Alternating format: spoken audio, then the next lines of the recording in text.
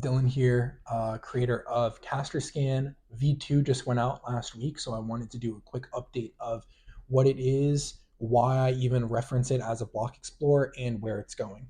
So, Casterscan V1 came out in April, and the idea really came from what if there was an Etherscan, but for Farcaster, a way to check all of the data on the Farcaster hub system and make sure that the state that should be there is there, that a cast actually happened, the metadata of the cast, like the text, what client it came from, what time it was posted at. You're obviously not looking at transactional data because there's no money on this Farcaster hub system, but it would just be really interesting for developers to have. That's where it stemmed from. And I think the initial response was great, but I think I could have done a little bit more to figure out what would have made the tool like that sticky.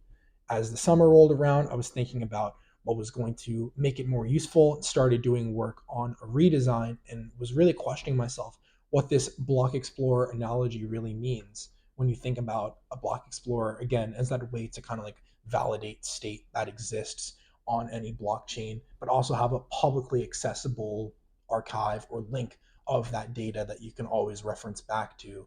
I think that for Farcaster, there are two sides of it. There's one side which is I want people to be able to verify and check and access state.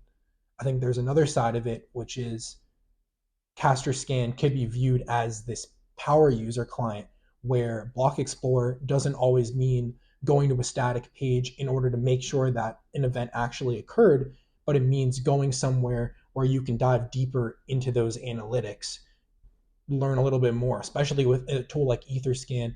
It's not really known for being the easiest tool to use, the most human readable. So some of the approach with Casterscan so far has been how can the design be a little bit more fresh for people to view, but where I'm trying to go forward potentially is how can you further explore the Farcaster data on this website, because that would not only go beyond the analogy of a block explorer, but I think would actually add more to the ability of exploring itself instead of that exploring just being you go find one piece of data and that's it.